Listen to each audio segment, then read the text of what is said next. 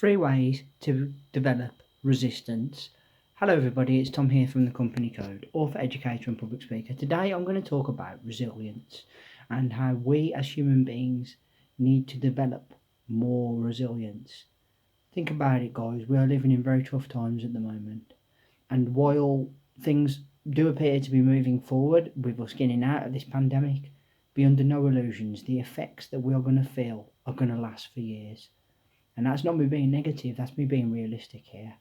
This is not something that will go away quickly.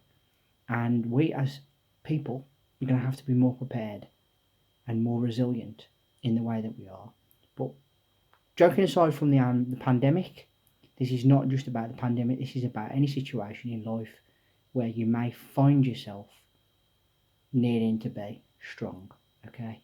First reason and first way that we can actually develop more resilience.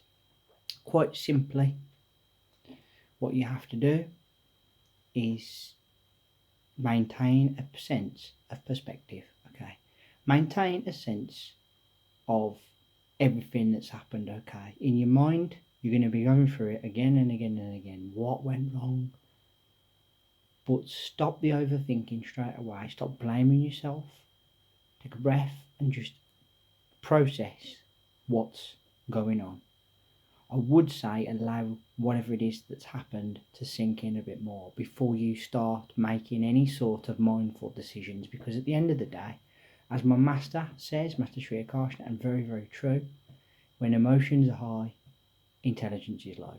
And it's true. If you're really, really wound up about something, you're not going to be able to get a sort of gauge of where you are, how you got there, and what to do. So literally take a short break, take some time away, focus, self-reflect, and go through what it is that has gone wrong.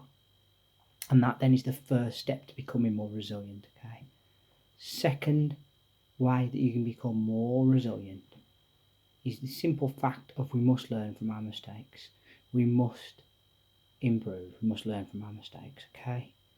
At the end of the day, guys, there's not a single person living that hasn't made a mistake, that hasn't had any sort of regret in their life. And if you're here today, you're going to show in the chat box and tell me that you're one of those people, I'm sorry, I don't believe you. Some of the best people that have ever graced this planet, some of the most successful, have failed miserably in lots of ways, okay? There's a quote, and I akin to this, and you may or may not agree. A winner is just a loser that tried one more time. So think about that for a second, okay? You need to take stock. That is the first step, yeah?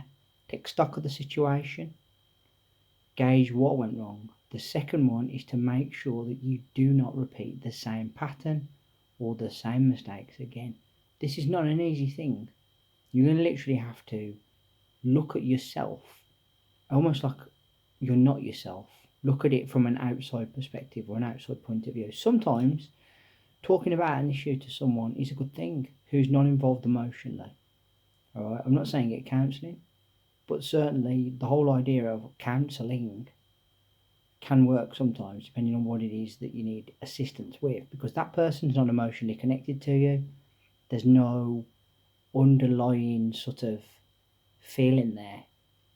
They're not going to be acting on those emotions. They're just going to be acting on what they see as the situation from their point of view, and they're probably better placed to give you the information that you need.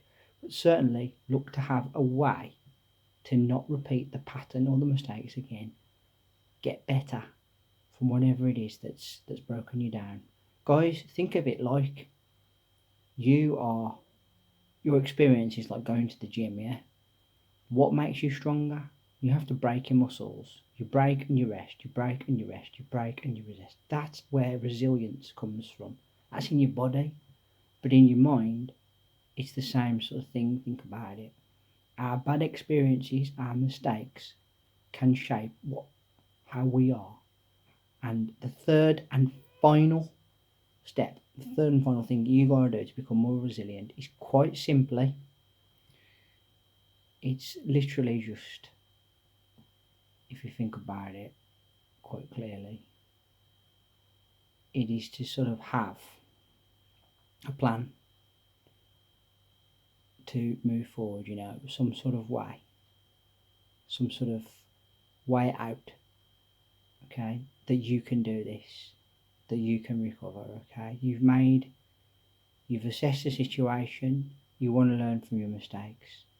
Now the moving on bit is not easy, but it is imperative that you have some sort of detailed way of either moving on from the situation or making sure that you don't do it again, making sure that you are better informed next time, making sure you are stronger as a result of whatever it is that's happened, okay?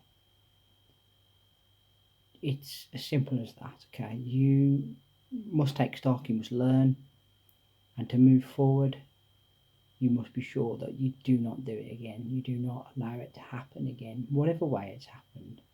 And at the end of the day, don't be really hard on yourself, because we've all made some absolute horrendous gaffes, myself included.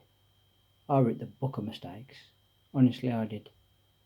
And for someone who, not boasting, but going to sound like I am, is not stupid at all, I've made some really dumb things happen as well.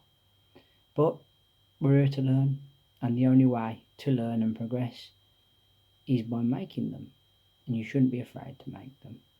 Resilience comes from being knocked down on your backside and still having the strength to get back up every time.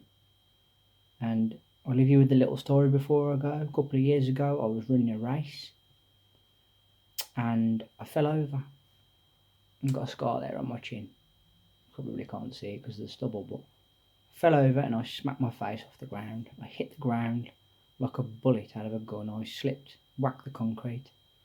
My hands was cut, or my face was cut.